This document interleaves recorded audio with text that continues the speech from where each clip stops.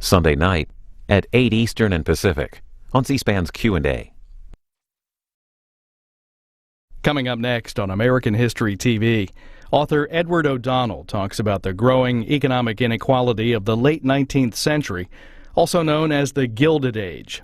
He explores the role of Henry George, a newspaper editor and reformer who took up the fight against the separation of the classes on behalf of the labor movement.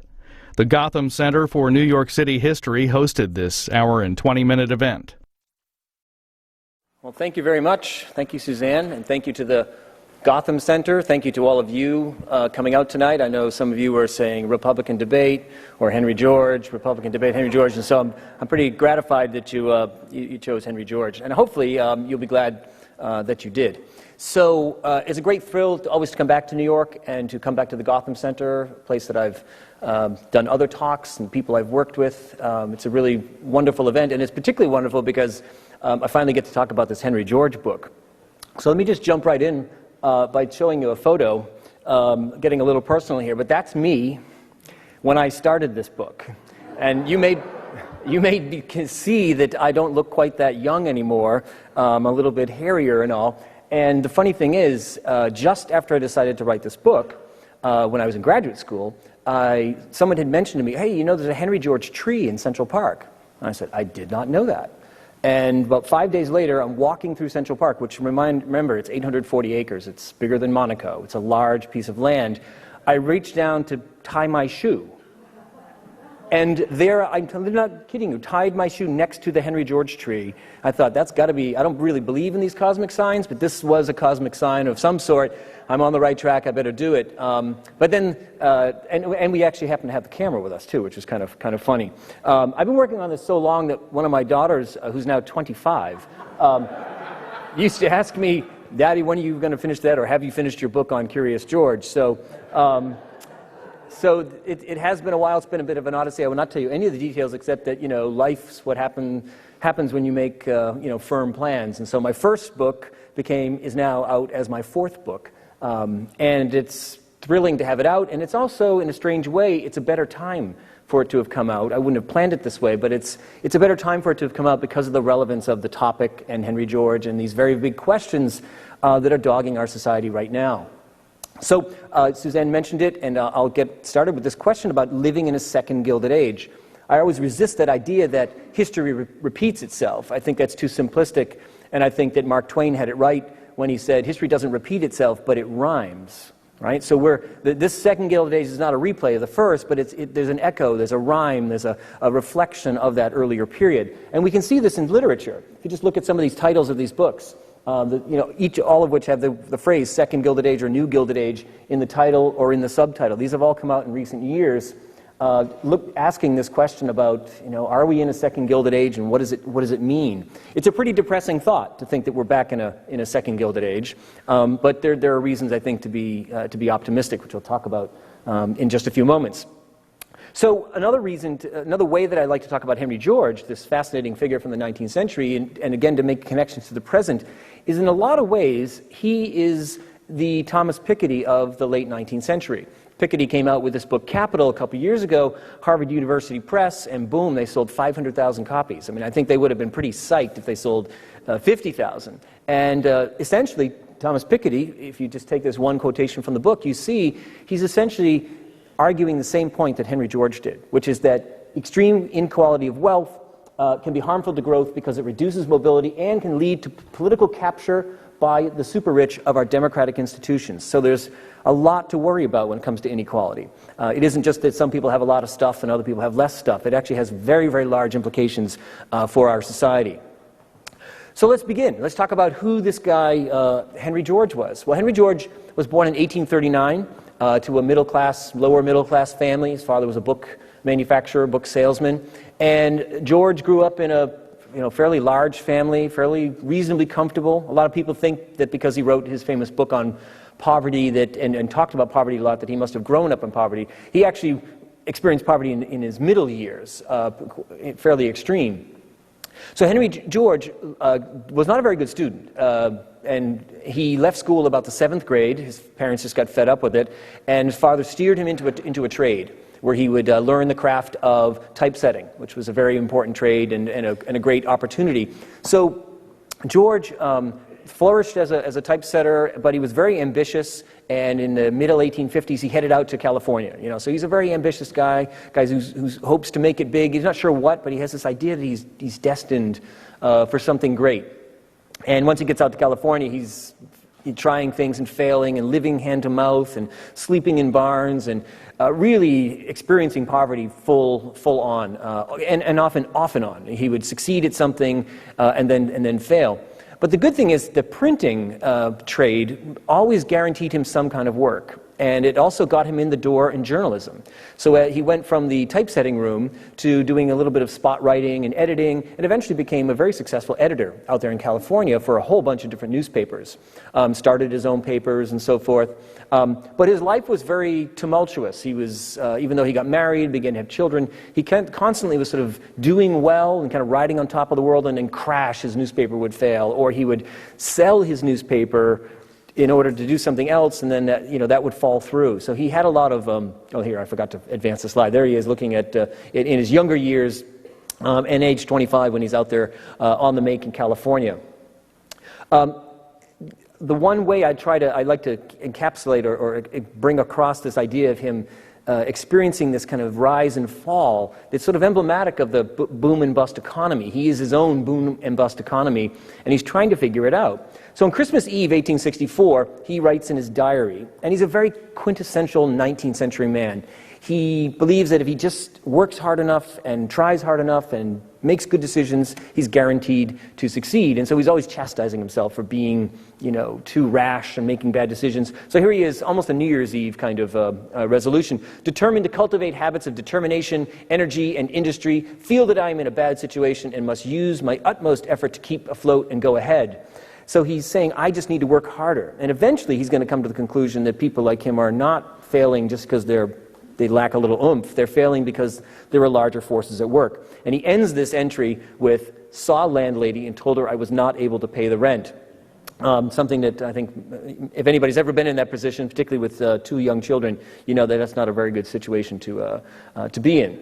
So Henry George is shaped a little bit by his own personal background, but he's also shaped by the troubling duality of the Gilded Age. The Gilded Age is a great metaphor, right? It's a great term. Mark Twain coins the term.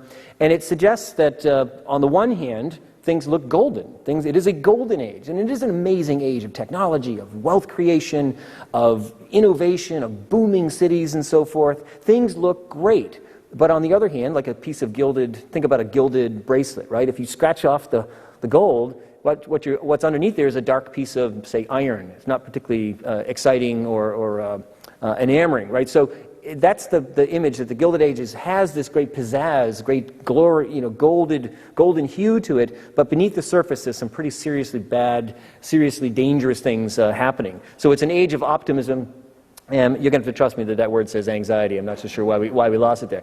And George will take that duality and capture it in the famous phrase, progress. It's an age of progress and poverty. And this is, as he says, is the great problem of the age. But we don't want to get ahead of ourselves. Okay. And so let's begin with looking at this idea of progress, how optimistic and upbeat people were in the late 19th century about what was going on. Well, here's President Grover Cleveland, and you can find speeches like that. Virtually every presidential address has this kind of talk. Every American citizen must contemplate with the utmost pride and enthusiasm the growth and expansion of our country, the wonderful thrift and enterprise of our people, and the demonstrated superiority of our free government, right? So Cleveland is essentially saying free government, free enterprise, everything is great, and we're booming along. Of course, just a few weeks after he gives this address, the Panic of 1893 kicks in and the economy crashes, and it's not so good looking. But Cleveland's words really are reflective of how people spoke at all kinds of public events and presidential addresses and so forth about how great things were in that era. And they're not making it up. Let's just look, I won't bury you in statistics, but just take a look at some of these numbers from the greatest period of American industrialization, this last third of the 19th century, the Gilded Age. Just look at the right-hand column. You can see the bright red numbers of just extraordinary exponential growth in manufactured goods output. And just take steel, for example. Steel is essentially like a boutique industry in 1860, but by 1900, it's really the great dominant, the great representative industry for that era. And really incredible output. So there is wealth creation here. The United States is going to go in 1860 from the status as a developing country, kind of like Brazil is today, to the world's most dominant economy. That's just in 40 years. So it's a pretty astonishing rise. And there's a lot of celebration to go with this. So in 1866, the Atlantic cable is laying across the Atlantic Ocean, connecting Europe and the United States by telegraph. And that is a big national celebration, really in some ways equivalent to, at least in people's minds, of the landing on the moon. Really just this amazing technological breakthrough. It seems so primitive to us, but it was a huge breakthrough at the time. So too was the Transcontinental Railroad when that was completed in 1869. Tremendous celebrations. It's way the heck out in the middle of nowhere in Utah, but it's essentially broadcast, 19th century style, by telegraph all across the country. And they actually have a little telegraph wire attached to the rail, so when Leland Stanford drives the Golden Spike, it actually connects and sends out a signal. And people in public areas in New York and in Boston, Chicago, and everywhere all erupt in cheers when the continent is spanned. This is a great era of World's Fairs or expositions. So the Philadelphia Centennial is a huge World's Fair. It draws millions and millions of people from around the country and around the world. And the showcase event at this and all the other World's Fairs, of course, is technology. And there's the Corliss generator there on the right, the most amazing piece of power generating machinery on the face of the earth. It powered the entire exposition. So it was a big kind of muscle flexing of America's technology and ingenuity.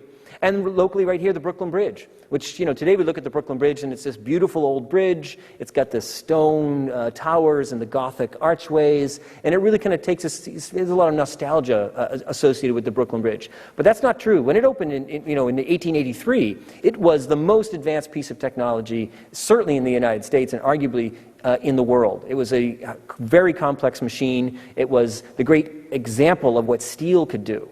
And so millions of people turned out for this unveiling of the Brooklyn Bridge. The president came, the Congress came, world dignitaries came, and the speeches, as you can imagine, when people gave their speeches talking about this glorious event, they used the word progress, progress, progress over and over again. So there's a lot to celebrate in this time period. Now, of course, there's also, people would, if you went to the Brooklyn Bridge ceremonies, you wouldn't have to walk very far from the Brooklyn Bridge to find poverty. So there's no question that there's poverty in this period, but people who are of an optimistic mind, that everything's going great and we don't really need to change anything, had various responses to poverty. One was a fairly traditional one. And here you see my people on the right. There's an Irish couple sitting in their shanty, not terribly bothered by their poverty. But Josephine Shaw Lowell was a famous anti-poverty reformer. But her attitude was very, very traditional. As you can see, she refers to charity is the problem. Poverty is not the problem. Charity is the problem. It's luring what would be hardworking people away from their hard work and turning them into, as she says, idle beggars, essentially. So she thinks the problem with poverty is that there's too much charity. Americans are too good-hearted. So she creates an organization called the Charity Organization Society, which in truth is actually the Charity Restriction Society, trying to, because she says there's too many soup kitchens. There's way too much free coal being given out. There's way too many free groceries to be had. We need to cut this down so we can help the poor, see the virtues of hard work. A more harsh view emerged in this period, which is called social Darwinism, and it has a tremendous influence, and it's these concepts of essentially assigning a scientific and divine plan to poverty have great credence. And you hear these words like this coming out of the mouth of John D. Rockefeller and Andrew Carnegie and many other people.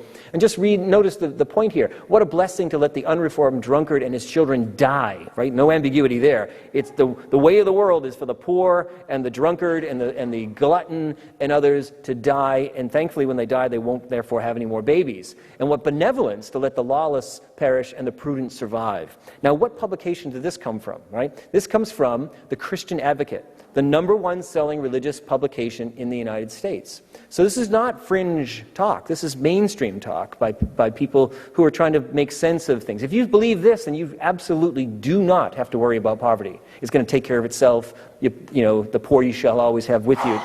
That kind of thing.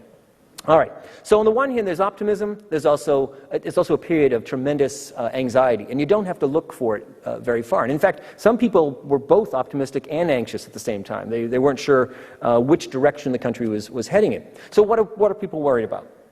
Not just Henry George, but many people are worried about what appears to be a rise in poverty. Now, just take a look at this image here. When I show this image in public, sometimes I don't put any the caption to it. I just say, what do you see here? And more importantly, what book would you associate this with? And invariably, somebody says Dickens. And that's exactly what the artist wanted you to think. And this is a really important thing to think about when you think about the late 19th century, about other periods too. But the late 19th century, if you think, what is the core of the American identity? Well, there's several aspects to it, but one of the cores of American identity in the 19th century was we're not European. Now, it has nothing to do with ethnicity. It has to do with politics and social arrangements. So throughout American history, we're constantly worried, and then the 20th century, we'll be worried about communism. It takes its place. But in the 19th century, it's like, are we becoming European? Are we sliding towards a European style of society where you have kings and queens and landed aristocracy, fixed classes, state-supported churches, and endless war and social turmoil? And so this is an image that is really expressing that kind of anxiety. And notice it's not in the Socialist Advocate, right? It's in the Harper's Weekly, the nation's weekly publication, the best-selling one. So it shows, a wealthy family and a poor family, and raises that question about haves and have-nots, and what direction are we heading in? And in fact, this is in the middle of the previous terrible depression. I already mentioned the depression of the 1890s.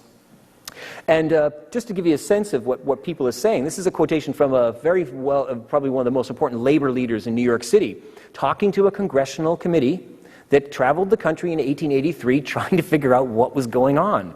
What is this? Why this incessant clash between labor and capital? Why all these strikes and so forth?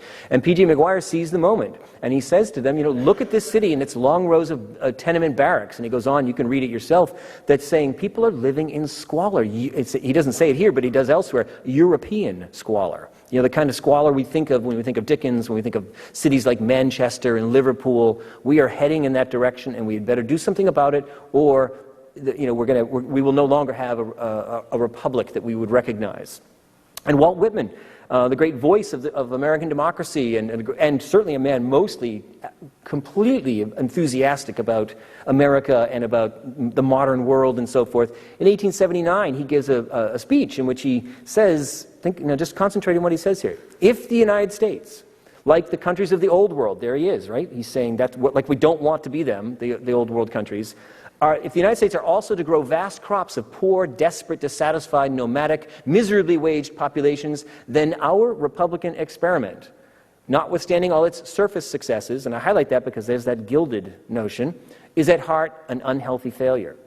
And this is there's lots of people giving voice to this kind of anxiety about the way the country's going. But Whitman gets it in just a couple of words. We seem to be trending European. We seem to be losing our republic. And I love that phrase, by the way, our Republican experiment. That phrase was with us as a country and as a society and a political culture right up to the end of the 19th century. And then, at a certain point when we became a global power, we said, experiment is succeeded and we don't need to worry about it anymore. But it was a phrase that everybody used. This idea that it was fragile, that it was unfolding, that we needed to care for the republic and to make adjustments like any good experiment. Right? We've got this idea now that it was born in the late 18th century and it was good. As soon as the Constitution's ink was dry, we were all set, which of course is not really possible when one looks at the historical record. All right, another source of anxiety, the rise of big business. Business bigger than anybody could have conceived of. As Henry George says, the founding fathers, they were brilliant people, but they could never have conceived of a large corporation like Carnegie Steel or Standard Oil. There's just no way they could imagine that a single individual could have this much power, unelected, undemocratic power, in a democracy. And here's one of my favorite, I have many of these great cartoons from Puck, but this one's called The Bosses of the Senate. And now you may be, let's all just take a moment here to think how fortunate we are to live in a society when big business has not any sway at all in Congress. Way back in the bad old days, the trusts, the big corporations, you can see them depicted as money bags, the steel trust, the copper trust, and they are pretty fierce-looking people. Notice that they're coming in through the entrance from monopolists, right? There's a big doorway to allow them in, but if you look at the far end, you can see the people's entrance is nailed shut. It says, there's a sign across it saying close, right? So who has access? It's the corporations. Who has no access? Us. The people. And of course, the size differential is important too, to show that the leaders of the republic, these senators, are actually little kids who are kind of, many of whom are actually cowering in front of the power and the menace of these great corporations. And this again is not in the Knights of Labor Monthly, right? This is a mainstream middle-class publication called Puck Magazine that is landing on the doorsteps of middle-class and upper-class Americans. But so this is a kind of a wide ranging anxiety about the nature of the problem in the Gilded Age. Here's another one showing the sort of unfair duel that's taking place. And again, it's another Puck Magazine one. Notice all the symbolism too. Big business is depicted as a medieval knight. Again, royalty, Europe, aristocracy, and so forth. And it's a gold knight, right? Gilded Age, gold, golden era. It's also a locomotive too, so it's a combination of the new technology. If you look really closely, the lance that the knight has says subsidized press, meaning they own the newspapers, they own the media. The shield that he has is corruption of the legislature. And our little scrawny working man, he's got a little hammer in his hand and it says strike, meaning the only weapon he has. That's why we have so many strikes. We'd like to avoid them, but the only way that labor gets any attention, can get any relief, is to call a strike, and most of them end up failing. And notice the horse that he's riding on is labeled poverty. And notice also the divide. On the left-hand side, you've got big business tycoons. And if you were alive at the time, you'd recognize those faces. That's Vanderbilt, that's Jay Gould, the kind of titans of Wall Street. And then on the right-hand side, you see us, skinny, emaciated peasants, looking like the figures out of a Dickens novel. So there's a lot of anxiety here, and it's not just poor working people who are making $1 a day. It's a widespread anxiety about the direction in which the Republic is heading. Increased inequality, that also becomes an important theme here. And not just that there's a rise in poverty, but there's a huge gap between rich and poor, and it seems to be getting worse. And again, no one's making this up. The data shows that this is absolutely true. The 1%, to use a phrase from today, owned 51% of all wealth. And the lower 44%, so less than half the country, owned only 1.2%. So tremendous skewing of wealth in the United States. And it raised this kind of question about this, sure, it's a free market and such, but is this a sustainable trend? And if you look at where we are today, people always ask, how does this compare to today? In 2010, which is the latest data that I have, the 1% owns about 35% of all wealth, and that is rising rapidly, and it's up from 20% in 1979. So to put it another way, in the century, from the late 19th century to the late 20th century, wealth disparity actually decreased. And think about this, after World War II especially, after the New Deal, that interwar, or that post-war period, we were never more equal, and we were never more wealthy. It's a very important thing to kind of think about in that 30-year period. All right, another aspect, again on this European theme, sure, we have super rich people, we have a growing mass of poor people, but what are the rich doing? People are not imagining the Europeanization of America and the Europeanization of an American elite and the emergence of an American aristocracy, because they are doing it, they're actually putting on the airs of European aristocrats.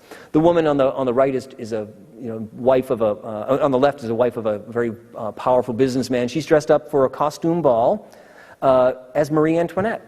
And there are people that are going to dress up as Louis XIV and many, many other members of European royalty. I mean, to say that this is an unthinkable thing to do just 40 years earlier, just socially unacceptable to mimic European royalty in a kind of an admiring way, tells you that something has shifted in the Gilded Age, that the nouveau riche are acting differently. There's this ideal of Republican simplicity, which, by the way, if you want to see it in New York, you can see the Fifth Avenue mansions. Now, the woman on the right is Mrs. Vanderbilt, and her husband has built her a stupendous, not a mansion really, a palace on Fifth Avenue, and there are a whole bunch of palaces like it on Fifth Avenue. So that's how the rich express their wealth, what's eventually in this period going to be called conspicuous consumption. But if you go down to Gramercy Park, that's where the super rich lived in the 1830s and 1840s. And they think about how those houses are nice, but they're very plain. Most of them, unadorned brownstone facades, maybe a nice little wrought iron fence, but very, very Republican simplicity. No, you don't flaunt it. But 50 years later, you flaunt it as much as possible. And Mrs. Vanderbilt's ball will cost millions of dollars, but in our today's money, it will be covered by the press, and it will touch off a whole competition about who could throw the biggest and most expensive and most outrageous display of conspicuous consumption. And here's, just to let you know, again, if I'd shown you the image on the right, just that interior image, many of you would not have thought of America. You would have thought of Versailles, right? An opulent room furnished with all the finest things in gold leaf and so forth. But that's Fifth Avenue in New York, and that was the housewarming party that she threw in March of 1883. All right, another source of anxiety: rising labor capital conflict. It's not imagination. It's actually happening on a scale never seen before in American history. Here's the famous Haymarket Incident from May 4th, 1886. That's one of the most famous incidents, but there are lots of others. Just take a look at some of these numbers. Between 1881 and 1900, there were 37,000 strikes. In all of American history, up to 1881, I'll bet you there was no more than 3,000 strikes. I mean, so this is just a monumental growth in strikes. And some of these are the biggest strikes in American history. Strikes in which 100 people are killed in clashes with police and militia and so forth. Strikes in which the entire national railroad system is shut down. So these are big, big strikes. And there are also small strikes, neighborhood strikes as well. And it's got people saying, what society do we associate with this kind of class-clashing violence? It's Europe. And so then it seemed to be another source of evidence that we are losing our Republican soul. Why is Labor Day founded here in New York City in 1882? It's founded by workers, P.J. Maguire, the man I quoted earlier, in 1882. Why do they do it? Because they feel that they're slipping, that they are the heart and soul of the Republic, these workers, and their wages are declining, their power in the workplace is declining, the way their position in society seems to be slipping, and so they say, let's have a day. And they pick September 5th, 1882, and they stage a parade and a big picnic. About 5,000 people show up. Within 5 years, it's happening all across the country. Within 10 years, it's a national holiday. That tells you a lot, this invention of a holiday, that there's something happening in this time period that people are calling attention to a social problem that needs addressing. All right, so Henry George.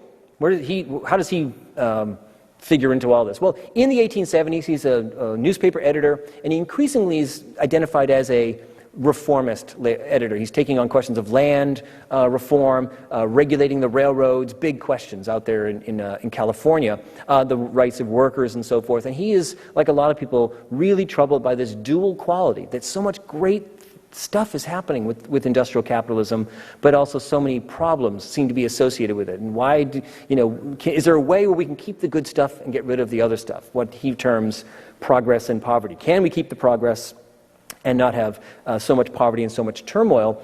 And of course, other people were proposing solutions, right? There were socialists, the birth of the socialist movement in this time period, and George will make a very conscious decision to position himself as not a socialist. He'll say there are laissez-faire capitalists who say do nothing, let the poor rot if that's their fate in life, and let us run our businesses the way we want to. That's an extreme that we ought to avoid, says Henry George.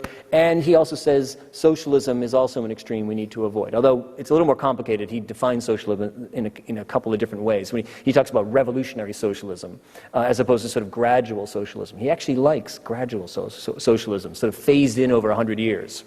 All right, so Henry George, in his spare time, he's only got a 7th grade education, but he reads like mad, and he reads economics, he reads Ricardo and Adam Smith and all the important political economists, and determines that they all got it wrong. And he is going to sort this thing out and come up with a diagnosis and a prescription.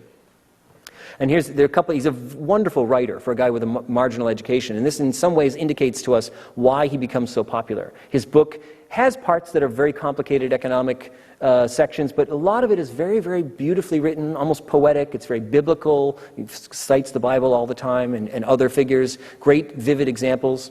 And here's essentially the crux of the problem. It is as though an immense wedge were being forced not underneath society, which of course would lift everybody, but through society. Those who are above the point of separation are elevated, the few, but those who are below are crushed down. I mean, he says that's the problem. We have to figure out where this wedge is coming from and how we can redirect it. All right, I won't bury you. The book is 535 pages, so it would take us a couple of days to read through it. But I'll just give you a couple of other nuggets from it. Everywhere it is evident that this tendency to inequality cannot go much further without carrying our civilization into that downward path, which is so easy to enter and so hard to abandon. And so George cites history. He says, what happened to Rome? You know, Rome was prosperous and mighty and full of science and learning and incredible progress. And then Rome just slid off the cliff. What happened? And he says, what happened was people began to monopolize land, and the rich got richer and the poor got poorer, and they hit a certain, what we would call today, a tipping point, where there's no going back. The society just starts to slide and slides inevitably into the dustbin of history. And he says, we're on that path, and it's not too late yet, but we have to be very, very careful. We can't wait. We have to act immediately. And just think about the relevance of this quotation to our times in some ways.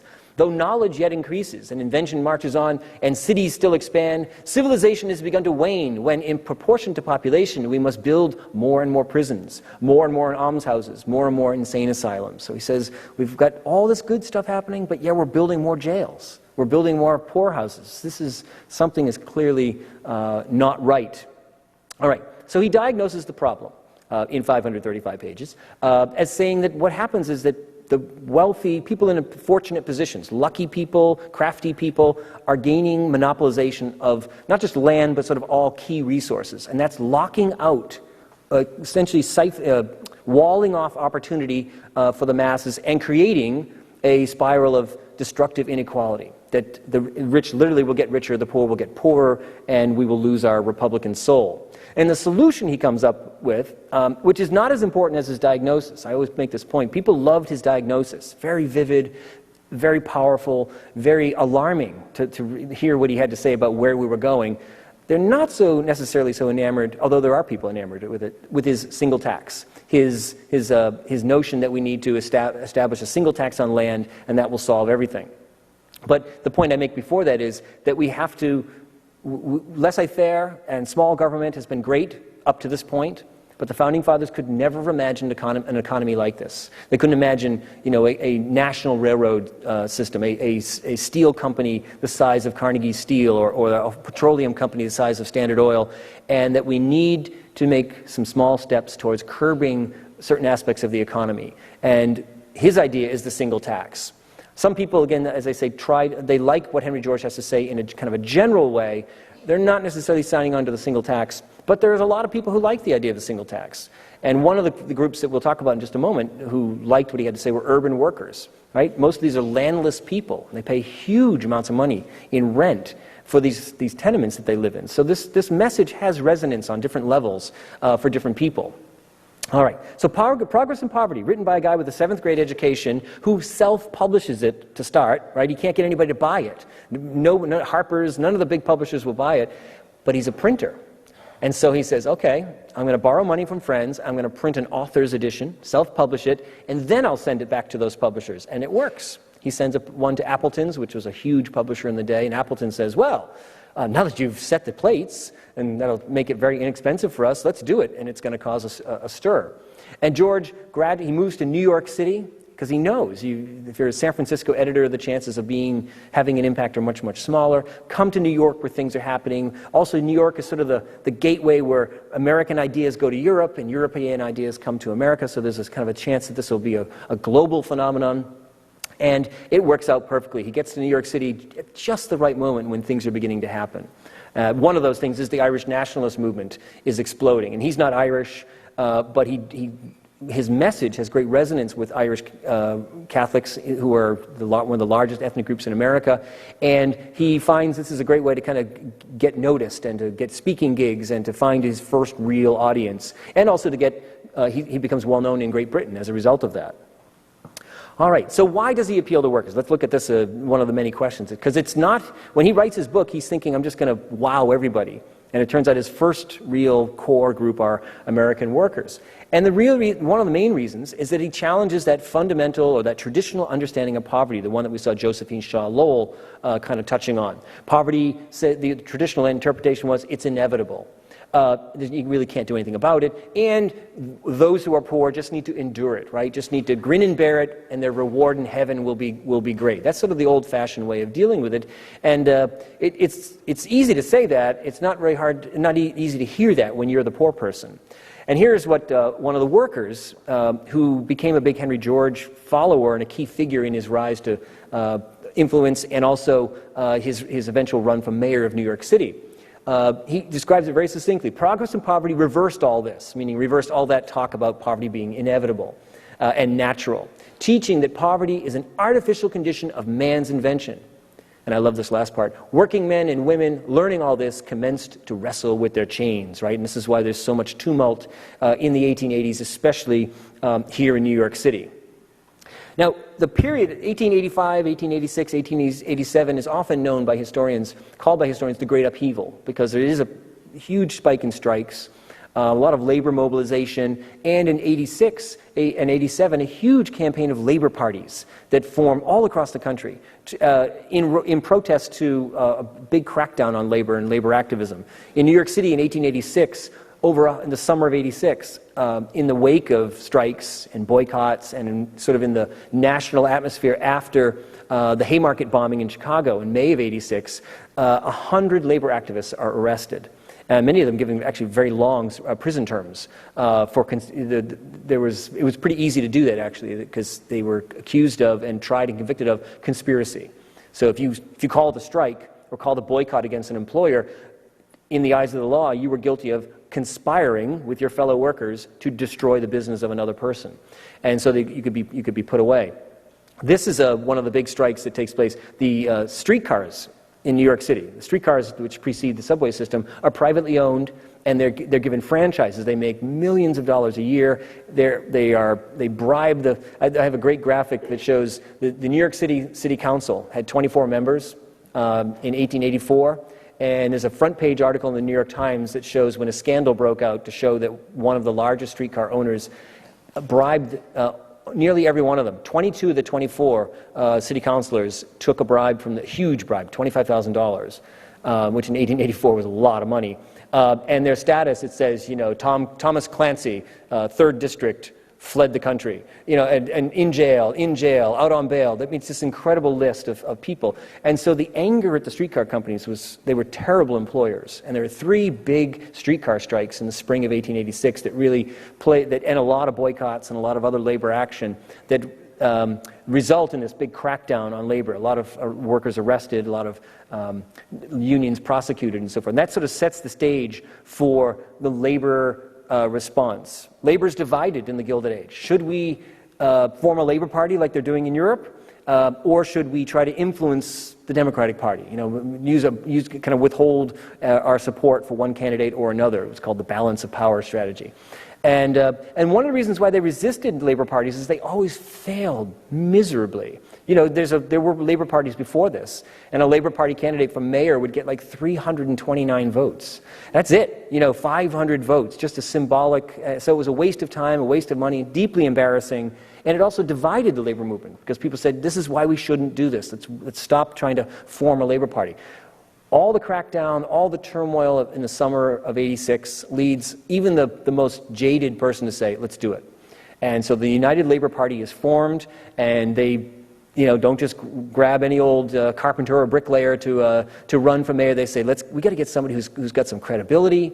And Henry George is perfect. He has this long record of being an advocate of workers' rights and of reform. He's also a card-holding member of the Knights of Labor. He's also a member of the Typographers Union. So he's got this kind of credibility that goes a long way to convincing people to nominate him. And so he's nominated in August of 1886 to run for mayor. The odds are, to say the least, pretty stacked against them. Tammany Hall is a huge, powerful machine, and the Republican Party is equally formidable. They've got money, they've got experience, and the workers have none of those things. Here's an optimistic view of things, though. Henry George, sort of depicted as Hercules, grabbing the great, one of the more common symbols of monopoly in the late 19th century, along with an octopus, showing George, grabbing the serpent, and the serpent is labeled monopoly and trusts and graft and so forth. And George is ideally going to do in the serpent, and that's City Hall. That's New York City Hall in the background. Well, to do that, he has to defeat two people. He has to defeat Abram Hewitt, who's a congressman with a great deal of credibility, and actually, relatively speaking, he can actually claim to be a friend of the working man. He authored some minor pro-labor legislation. He actually was at least considered a pretty good employer in his ironworks. So he had an ability at least to claim that he was a pro-labor candidate. And then there's this guy that people are just starting to learn about, a man named Theodore Roosevelt, who had left New York when his wife and mother died tragically, went out and did his ranching thing, and he had just come back to the city and was looking to get back into politics. And the Republican Party grabbed him and made him their candidate. Now, you remember that image of the knight on the horse with the lance pointed at the working man, and it said subsidized press? The press is 100% on the side, as you can imagine, or at least 100% against Henry George. And here you see a vivid image from Puck, right? Puck is capable of publishing pro-labor cartoons and anti-labor cartoons week after week. It's a very interesting thing. But notice this is not necessarily anti-labor, right? So here you have the devil standing behind a worker and saying, "Don't be fooled. George has got snake oil. He's got these great ideas about," and he's got his cornucopia in the background there, dumping it out as free land, money. That he's going to give these things away. And so the way that the powers that be in the late 19th century tried to derail George. They couldn't say workers are stupid, right, because they need the workers' vote. They need to say, workers, you're being deluded. Don't be fooled by this, this devil, this wolf in sheep's clothing. And there's a lot of this kind of imagery. Here's an image of the Statue of Liberty, which was unveiled that fall. The Statue of Liberty is unveiled in late October of '86, and the election of '86 takes place a couple days later. So it's a very new symbol. Our Statue of Liberty, she can stand it. And if you can't really tell, but around the Statue of Liberty are forces of communism, forces of socialism, forces of anarchism, and forces of, as you can see in the blow up there, forces of Georgism. Right? They're lumping him in there with all this, they're kind of tarring him with that idea that he's right up there with the anarchists and the violent insurrectionists. Here's another tactic they use, that George is going to mobilize the tramp vote, the poor, and that will have social chaos. And so a tramp here is barging into a middle-class family's house to take food, and they're blaming this on Henry George, saying, the tramp's idea of the Henry George millennium, no more waiting outside for cold victuals, right? They're just going to barge on in. We'll have anarchy in our society if guys like George are put in power. And here's another cartoon showing Abram Hewitt. This is clearly a Hewitt cartoon. He's the locomotive, and Teddy Roosevelt sort of hanging on there with his lasso, and they're about to run over Henry George. But notice the title of his book. It's not Progress in Poverty.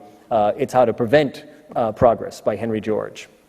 So there's a big media mobilization against him, consistently characterizing George as either a airheaded dreamer, and more as the election approached, a agent of insurrection, of anarchy, and if he's elected, blood will flow in the streets of New York and all across the country. It sounds wild, but this was what mainline candidates like Abram Hewitt were saying. So George has a lot to contend with, as do his supporters, and they do what's never been done before. They stage an incredible grassroots campaign. Hewitt doesn't even campaign. He goes to 5 dinners and gives 5 of friends of the Chamber of Commerce types, and gives 5 little speeches, most of which denounce Henry George as a red-handed communist. George is out every night giving 5, 7, 8, 10 speeches in front of factories, in front of streetcar stops and so forth, and it's called the Tailboard Campaign. It's never been done before, and it's a real grassroots mobilization because they've got nothing to lose. And they realize that if they can get people to vote, they might actually, if not win the election, make a difference. And lo and behold, instead of 329 votes or 400 votes, George gets 68,000 votes. It's a close finish, and it's a three-way race, so we'll never know if George had run with straight up against Hewitt, how that might have turned out. But George outpolled the Republican Theodore Roosevelt. And there's a big question about whether George lost the election because of Tammany Hall's, ballot box shenanigans. There's a lot of allegations that, the Tammany stole ballots, that they stuffed ballot boxes. The fact is, we're never going to know. We know that, as I say in the book, we know that Tammany absolutely, positively could have done it, that they had done it in the past, so they were really good at it, but we just don't know if that in fact happened. But it certainly makes a big impression. Of all the Labor Party candidates across the country, George is the one that people are watching. It's the one that Frederick Engels and Karl Marx are watching it and writing letters back and forth saying, what's going on? Who's this guy George? They don't really agree with him, but he certainly seems to be mobile, pushing forward our agenda for the overthrow of capitalism. And here's a great cartoon in the wake of George's defeat, but a pretty impressive defeat, and he's looking pretty mighty there. And the quotation is basically saying, we nearly won against a splintered opposition. They're going to be united against us, so we better have a bigger hammer. And there's a real optimism coming out of this election among George supporters, among the labor movement, not only locally but nationally, that something's happening here. We could easily see a third party go national in a couple of years and run, in Europe, a true third party that would be an alternative to the mainstream parties that are in the hands of big business. And here's George on the eve of his concession speech, and he basically says, the future is ours. This was Bunker Hill, right? Bunker Hill, the Continentals were driven back, but they symbolically won a victory that resounded around the world. They won a victory that made this republic a reality, and thank God, men of New York, we in this fight have won a victory that makes the true republic of the future certain in our time. There was a time when I wanted to name the book, The True Republic of the Future, because I think it's a recognition that George is saying, you have to adjust things, right? Republics aren't just born in the 1780s and they're done, right? It's an evolution, and we need to get back on track to adjust to this modern world of industry and so forth, and technology. And if we do it, we can have a republic that will endure into the future. You can see that the attitude of the powers that be, the Republican and Democratic parties, were very, very terrified by this result. And again, couldn't denounce workers for voting for George in such huge numbers. So you see the same kind of patronizing tone here. Nice job, very impressive, but you've got to get rid of that friend of yours. And of course, the friend is that classic symbol of anarchy in the background, meaning Henry George, socialism, anarchism, communism. You need to come back to the mainstream. And in fact, the mainstream parties do make big adjustments in the wake of the George election. They begin to author pro-labor legislation and many other things that are aimed at bringing the working class back into the Democratic Party, a little bit in the Republican Party, mostly into the Democratic Party. So what's the legacy of Henry George? At the moment of the election, everybody's thinking this is just the first step. This is going to be a big thing, not just for us, but also for George. There are many people saying George is going to be president of the United States in a couple of years. It just seems that that's the way in which the world is moving. The next year, in 1887, the United Labor Party decides to contest elections, and it just falls apart. And George breaks with them. There's a tremendous internal schism, fights with socialists, fights with the workers and so forth. And it's something I detail in one of the latter chapters of the book and try to explain why George seems to have changed his mind about being allied with the labor movement so closely as he was in 1886 and in the years before that. And a lot of it, I think, it has to do with that kind of Red Scare tactics. He read the writing on the wall was clear that if you want to have any influence in this country after Haymarket, after the Great Upheaval, you cannot be associated with socialism, communism, anarchism. And I think he basically kind of gives the labor movement the Heisman, and says, sorry, but I can't be associated with this anymore. And it's tragic because it ends his ascent essentially on that track certainly is over. He continues to be influential. He continues to write books, and of course his books are still in print to this day. But that aspect of George as leading an insurgent social movement, that is over. But George's influence is remarkable. He sort of fades from the scene, but the number of people, and I list this all at the back of the book, literally dozens of people who you know very well, Lincoln Steffens and Jacob Riis and Jane Addams, and it's just a who's who list of Progressive-era reformers say in their memoirs, in letters to their friends, you know what really what opened my eyes? Somebody gave me a copy of Progress and Poverty. It's an incredible number of people who found this book to be a great eye-opener, and it really set them on their path in the next generation, the generation that we call the Progressive era. So that's, in some ways, some of the biggest aspects of George's legacy and why he's worth knowing. I should also point out that most people don't know this, but the game Monopoly comes from Henry George. Not him directly, but one of his followers worked up a game which she called the landlord's game to demonstrate how easy it is and how pernicious it is for people to monopolize resources and then to squeeze everybody out and put everybody out of business. And to make a long story short, the game kicked around for a while. And then in the 1930s, a guy essentially took the game, changed some of the words and changed the name, sold it to Parker Brothers. So it is a bit of an irony there that he sells it to big business, and Parker Brothers then makes Monopoly the most famous board game in the world. And there's a new book great book that just came out that details that story. But it all goes, very few people know that it actually, and in fact, if you remember in the 70s, there was an anti-monopoly game that came out, which is kind of funny because the original game was essentially anti-monopoly. So what else about Henry George? Well, Henry George, why is he important then and why is he important now?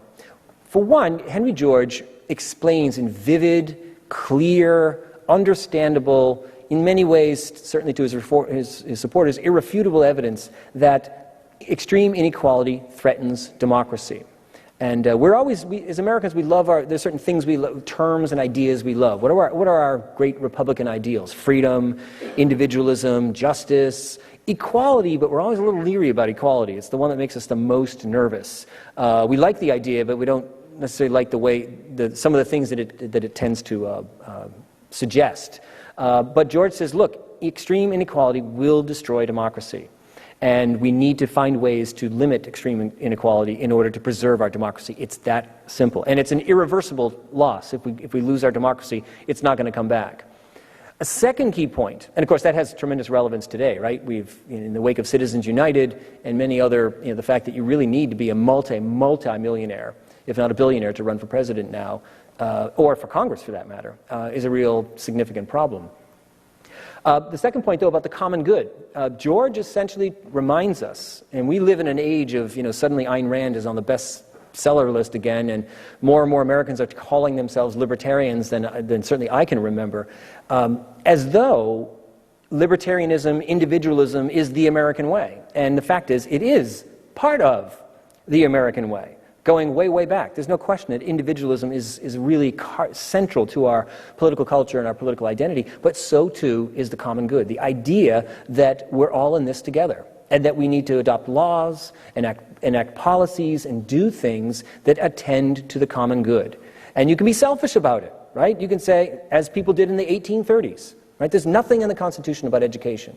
But in the 1830s, we began as a country to say, public education is both a good thing to do for people that, to provide people with rudimentary education and all, and it's also a really smart thing to do because we'll have less murderers and less, social turmoil and so forth. And so George is reminding, people in the Gilded Age that individualism is not the only ideal, that it has always existed side by side, in tension with, in conflict with, but always there with individualism is the common good. And we need to remember that. And I think that's a really powerful idea that needs to come back into our national conversations about everything, right? About healthcare, about education, about the environment, because we get caught up in these other ideas of ideological extremes, and we forget that some of these core principles are right there in front of us, and one of them being the common good. And then thirdly, the idea that the government, dare I say, the government that everybody seems to despise, but as soon as you try to take away the government from people, get very upset. They like driving on roads They like having stoplights to control traffic. They like having public schools. They like having police officers and so forth, keeping public order. But the fact is that the idea that the government, and not simply the free market, is part of the solution is an idea that Henry George plays a key role in convincing large numbers of Americans that this is in fact the case, that laissez-faire made total sense in 1800. It made total sense in a land of farmers and small shops. It made sense. It no longer makes sense. And if the Founding Fathers were alive, they'd agree. In fact, he starts his book by saying, imagine if we could bring Benjamin Franklin into the late 1870s. And what would he think, right? He'd be amazed by the technology, but he'd be aghast at the kind of poverty that was there, and he would be in favor of some kind of radical solution. And he says, strong societies make adjustments. They need to make adjustments, and one of those adjustments is to, as the people, to empower the government to do certain things, to enact certain policies in the name of the common good, in the name of democracy. And that's really, in some ways, I think those three things are really the key to understanding why George mattered in the late 19th century at a fragile moment in the nation's history, and why George matters now. So thank you very much.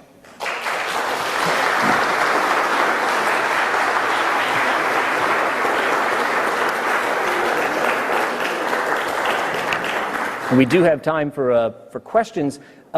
This evening is being filmed by C-SPAN, and so they've asked that anybody asking questions, so that this could be part of the program, would come down to the podium, down to the microphones at the end of the walkway here. So please, anybody has any questions, please jump right up. I'd love to hear them. Thank you. That was a really good talk. Thanks. What did Henry George have to say, if anything, about immigration? Because immigration was a very big issue at this time as well. So right. I mean, the parallels with Gilded Age are not just about the economy and poverty and corporations, right? It's an era of tremendous wrangling about immigration. It's also an era in which there's a big movement to deprive poor people of the vote. I mean, there's a lot of parallels there. So George is a little bit complicated when it comes to immigration. His early days as a reformer and as a writer in California, he wrote some pretty blistering racist things about Chinese immigration. But that was, as anybody would tell you, that was sort of mainstream thinking at the time, not to let him off the hook, but to say that progressive, I think it was, I can't think of the historian, but it might be Michael Kazin, I think, wrote that progressivism stopped with the Chinese, right? You could be progressive and open-minded about everything, but you could draw the line saying that, but the Chinese are accepted. So early on, he was pretty harsh about Chinese immigration, not immigration in general. He gradually moved away from that quite explicitly by the time he wrote Progress and Poverty. He said immigration is a good thing, but immigration in some ways is a reflection of the problem of monopoly and the problem of inequality. So that in some ways we need to address that both here and abroad. But he was a very tolerant person as far as immigration goes. He mostly saw, if he wrote anything critical about immigration, it was mostly the fact that people were being forced to migrate, as opposed to it being necessarily a social problem for the United States. Yep. There's a two-part question. The first is, could you explain George's point about taxing land and that central economic principle? Yep. The second is that Francis Fukuyama's book, Political Order and Political Decay, he argues that an American government is so decentralized that it works against progress of any kind. Mm-hmm. Henry George seemed to think that there was a moral principle at work here, but structurally, our political system, from its decentralization to the wealthy having a significant edge in the way the Constitution was designed, it makes reform, a long-standing reform, almost impossible. Yeah, so let's take the first question. I usually preface my conversations with people by saying, and by the way, I'm a historian, not an economist, so I have a little bit of trouble trying to explain George's economic theory. And George himself never really got too much into the details. He sort of said, look, to him it made perfect sense. It didn't need a great explanation. But basically he said, land, especially land, it derives its value not because it's in and of itself valuable, but because of socially created wealth. That if you own a piece of land, and we see this all around us in New York City, why is one, I was just down on Wall Street this morning, you know, and there's it's 55 Broad Street, it's this empty hole in the ground, and I literally said to the person I was walking with, I've always wondered how much that piece of land is worth. I mean, dirt-wise, it's just as valuable as, you know, some place in the middle of North Dakota, but it's socially created wealth. It's probably worth $1 billion. And so George says that wealth is generated by us. Not by the person who owns the land, who's lucky enough to have acquired it or schemed to get it. It's us. It's our energy. It's our creativity. It's what we put into the market, what we take out of the market, and therefore that value needs to be taxed for the common good. And that was his essential principle. And he said, look, if a piece of property is worth $500, you can use it as though it's private property, but you owe at the end of the year $500. And if you don't want to pay it, fine, walk away. That farm, that workshop will be sold, or you know, again, he doesn't even say sell, sort of handed over to another person who's willing to work it and pay that fee. So again, it's more the broad ideas that he's talking about here than the specifics of that reform that really mattered to most people. And then, so that's question one. Number two, our political system. We have a wonderful political system, but the question got to a really important. Have a system very different from much of Western Europe. And so one of the great eternal questions in American history is why don't we, why are we so different from other industrialized societies where everywhere you look there's a socialist party, a labor party, and they're powerful and they win elections? Why not in America? And there's all kinds of examples, explanations given about our political culture and our history and so forth. But one of them is it's just impossible to form a third party.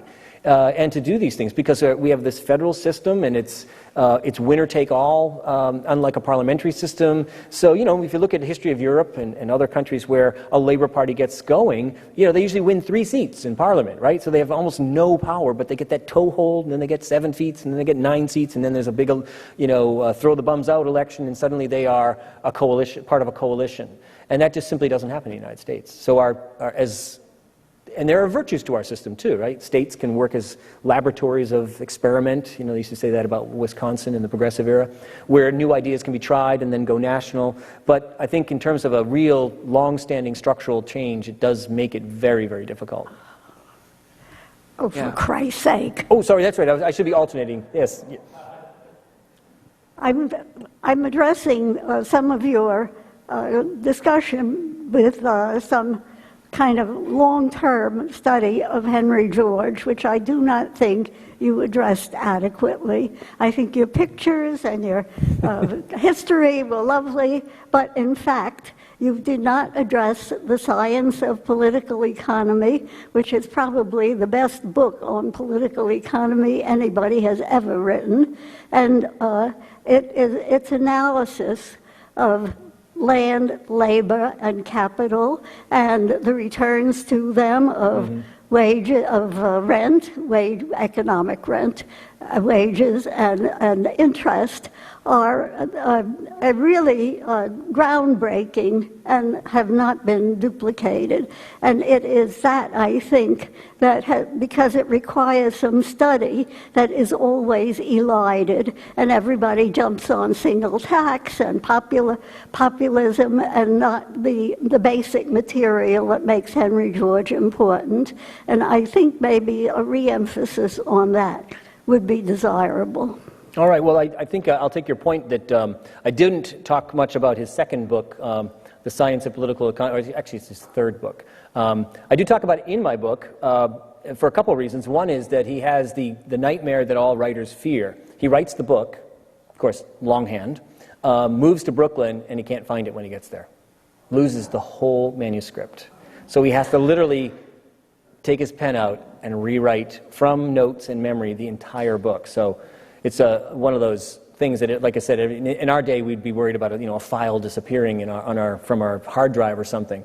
But the reason I don't talk too much about that particular book is that the focus of my work on Henry George is that period where he's up to about 1887, where he's a key figure. The book, Science of Political Economy, comes out in 1886 and begins to be part of the important George canon. But it's not it's not the one that creates his momentum, creates his national and eventually international profile. And one thing we see with George is he's has a lot to say about a lot of different things. And one of them is, he says, political economy, what we would call economics today, political economy has lost its way, right? It's in the service of power, and it should be in the service of humanity. And so he's got a lot to say about that in that book and in other writings, which accounts for the fact that even though he criticized the academy, he secretly sort of hoped to become a professor, or at least have that kind of credibility on some level, and he was never going to get it because he was so critical of them. Yeah, a lot of the people who Henry George influenced seem to have ultimately very different critiques of capitalism and understandings of inequality. And when you look at the welfare state in the 20th century, their justifications, social citizenship for the masses or positive liberty for individuals. But the actual understanding of inequality and the source of it that Henry George develops, I'm not sure how much that survived, or at least from what I understand. So I'm curious about how his ideas about inequality and its sources maybe influenced reformers in terms of trying to set up specific policies, and what maybe his attitudes towards the welfare state more generally might be. I mean, he always said he was in favor of a small state, even though, you know, he sort of spoke both ways. But I would say there are a couple things that George did, again, not specifically, but that broad ideas that he, one we talked about, which is that the state needs to be an instrument of reform. You just have to do that. And the other one is emphasizing, he's not, again, not the only one, but he's really the first one, and he's the first one to do it on a big stage, is to say citizenship in a republic is not confined to election day. That's, you know, we always thought, well, we're all equal, right? I'm equal, we're equal because each of us has one vote. And George says, that's great, that's an important thing, but the longer we develop as a society, we are coming to realize that there is an economic dimension, a material dimension to citizenship. And that without it, your vote is useless. It's worthless. If you're starving, if you're living in a, hand-to-mouth and unable to feed your family, your vote is worthless. And so that's a concept that I think really influences broadly, not specifically, but broadly, a lot of reformers in the progressive era, and then afterward. And then just think about it. In fact, I've got a whole collection of FDR quotes that are literally sound like he's quoting Progress and Poverty. And when FDR comes out in 1941 with the 4 freedoms, articulating, sort of specifying what are core freedoms in that tumultuous period, one of them is freedom from want. And that was controversial. People said, how socialist can you get? But his point was, if you don't, he says exactly the same thing. If you do not, people that don't have basic material needs met are the stuff of which dictatorships are made. And of course, he's saying that in the 30s and early 40s when we know what dictatorships are all about. So I would say those two things, that the state is an important instrument of reform, and that citizenship in a modern republic has a material, an economic dimension that you can't ignore. Regarding George's contemporary relevance, there is an argument out there that, in fact, there isn't much we can do in the current era about economic inequality due to globalization of trade, that therefore, and in fact, neither party really has a practical program that would reduce economic inequality. Therefore, we should give up on reducing economic inequality and focus on social inequality and try to build strong public institutions, schools, parks, healthcare institutions that everyone can share, but not focus so much on economic inequality because we can't really do anything about it.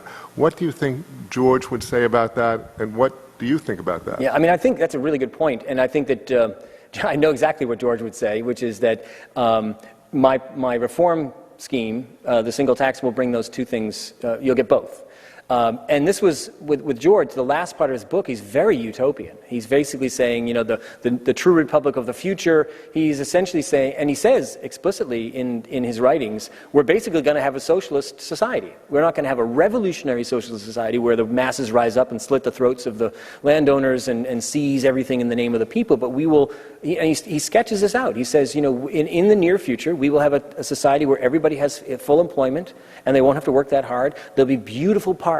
There'll be fabulous libraries. There'll be, forums for learning, and it'll just be this ideal society. So he thought you could have both, a reduced, not eliminated, but reduced economic inequality and the kind of social institutions that would benefit everybody. So he was a dreamer in that regard. And what do you think about that? I don't know. I have to say, I think in some ways that's a very utopian vision, but I do believe, getting back to the points that I put up there at the end, which is that we do need to keep, as a society, as we have many times in the past, as the founding fathers did many times in the past, they have to think about the common good and think about what it is that what do we really care about, and what are the really fundamental problems here, and who's really to blame? You know, there's we're in a kind of a demagogic moment where all kinds of people, immigrants and people on welfare and such, are being blamed when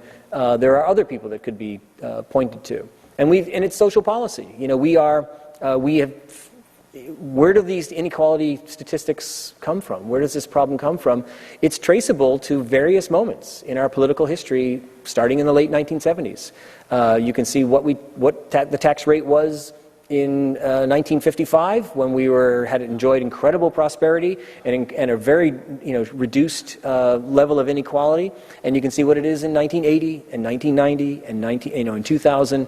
That's had a direct bearing on where we are. And then also this political culture of demonizing the government as though it's this horrible institution. I don't like paying taxes is painful, but it is the stuff, the price we pay for life on this earth and in this society. And so I don't know how we change that conversation. It seems almost impossible, but I think that kind of conversation is, I wouldn't want to be too dramatic and say that it's the difference between success and failure, but I think it's if we're going to put ourselves back on a more prosperous and generous and successful track as a republic, then that's really what has to take place. It's not going to happen if we just continue to argue about who's to blame and do nothing, essentially, or do only the wrong things.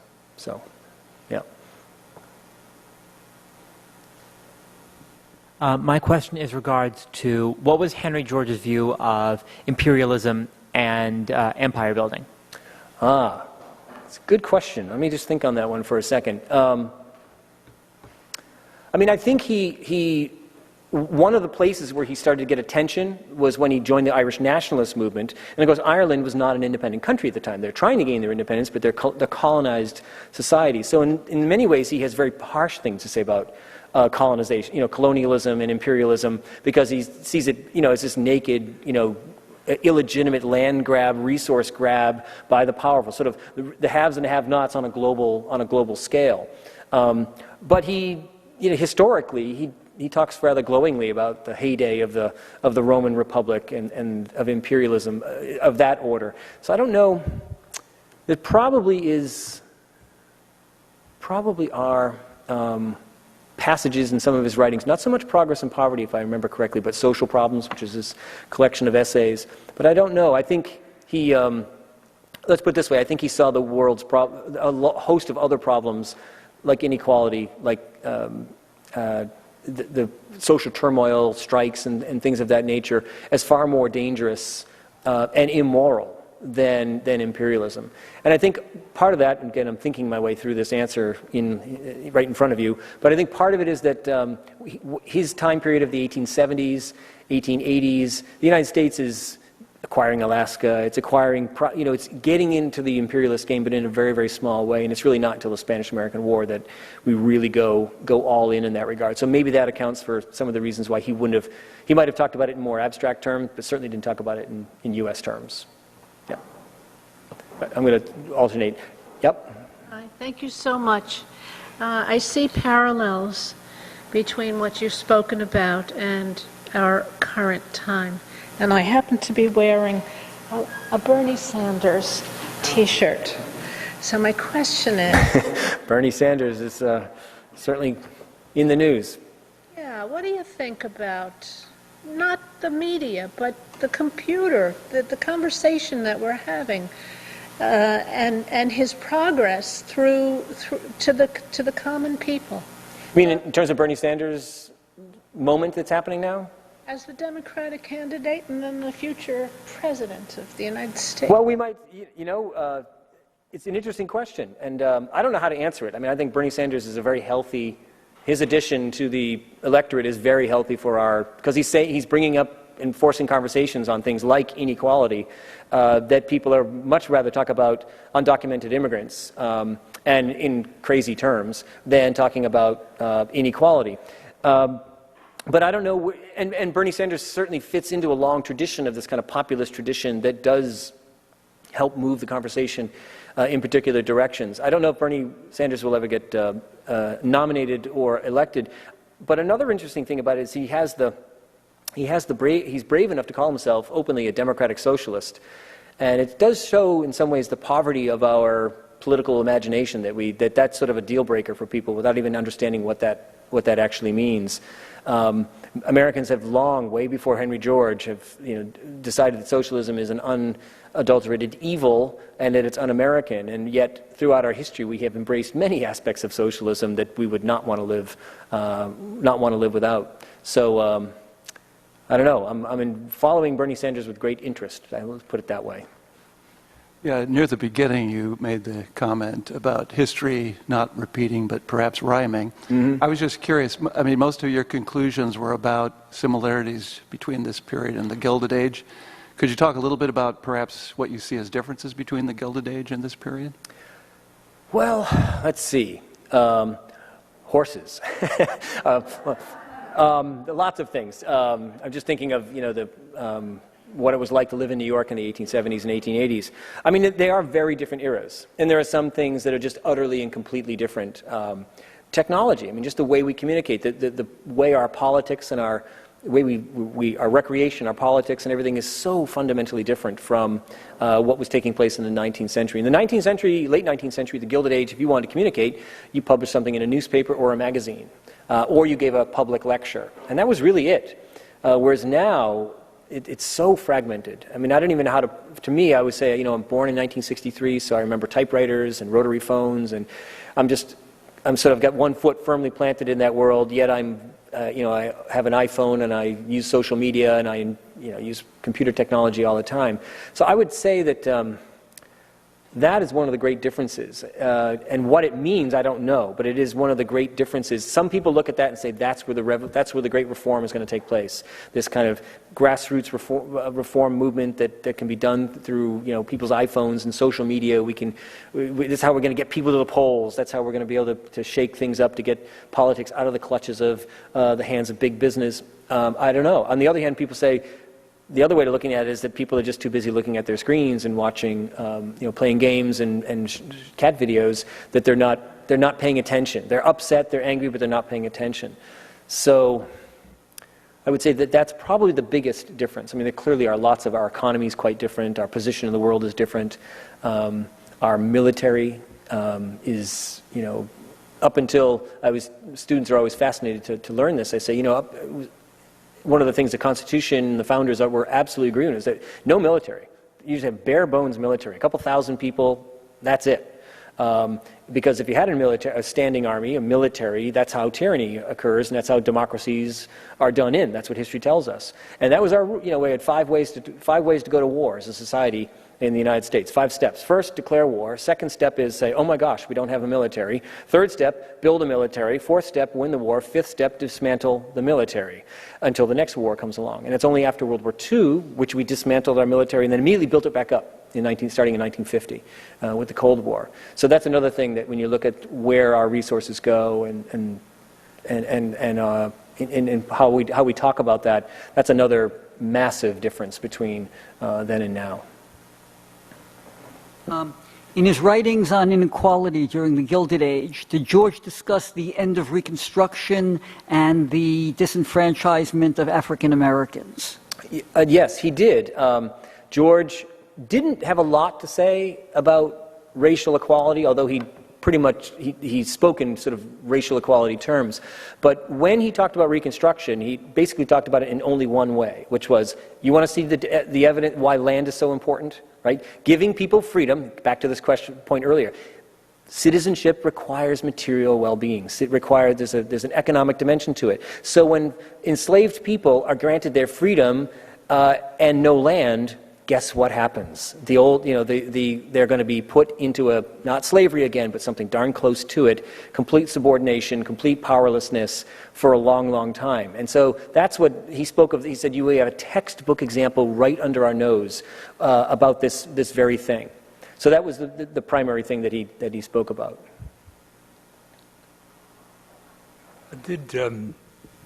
Did Henry George in any of his books address the role of warfare or war in the political economy of the United States? Well, I think that's a good question. I need to think on that a little bit.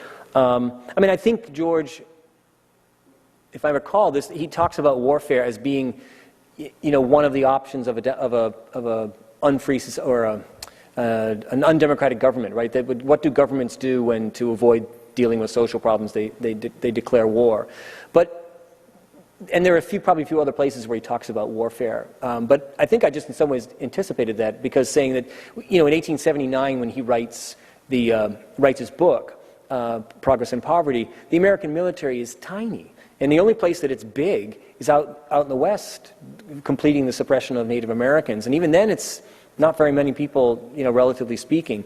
So I think the military did not loom very large in people's minds in the late 19th century. It will start to. Right around 1880 is when we start to expand our Navy, and we start to getting, certainly Navy-wise, start to build up our military in that regard as part of our notion of ourselves emerging as a global power. But I think the military, I would say George argued, as did most people in that time period, that the real sources of power that we have to be worried about are these large business tycoons, these large corporations. Because this is not just power, it's unelected, untouchable power, unless we do something about it, unless we decide that we in the name of the common good, in the name of democracy, that we need to rein some of this power in. Not eliminate it, not seize control of corporations, but find ways to set up some boundaries, some parameters for their behavior. All right. Thank you very much, folks.